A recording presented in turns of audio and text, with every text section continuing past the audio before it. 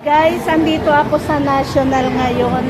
So, nadaanan ko lang itong bata. Ano number mo, baby? Naawa ako. 0988. Kaya kinukuha ko yung number just in case na kahit kunting tulong, mabigyan natin tong bata na to kasi sobrang nakakaawa. Nakakahabag ng damdamin kasi nakita ko ang hirap guys. Nakakita ka ng ganitong mga case. Rodessa na lang, ha? Pag tumawag siya, baka mag-text. TB meningitis, ang yung sakit niya. Opo, to secondary to cerebral palsy na. Kasi po naging ano na siya.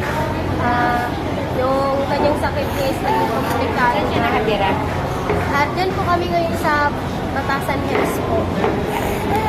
Bastasan Hills. Tapos ang layo ng ano. Nagtataksi po kami. Everyday yon, everyday. May follow up po. Tapos pagka nagkahapon, tulad po kahapon, hindi po kami nag-follow up sa pulmo kasi po, ipit po kami sa pamasahe. Tapos ngayon may follow up din po kami. Kaya po ngayon muna kami nagpa-riskit na lang po kami para sa pulmo. Okay, so araw-araw kayong nandito? Hindi naman? Hindi naman po.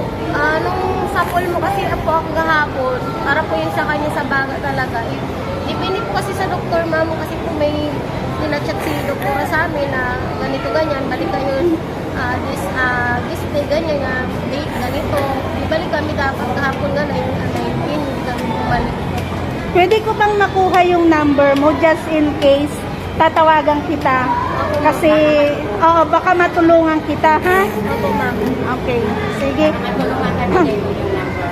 Na, akin ni Bulpina. Saan ka ko nakuha? Friend? Oo. Tatakluban mo na to. Ayan na, pre, sa'yo na, ha?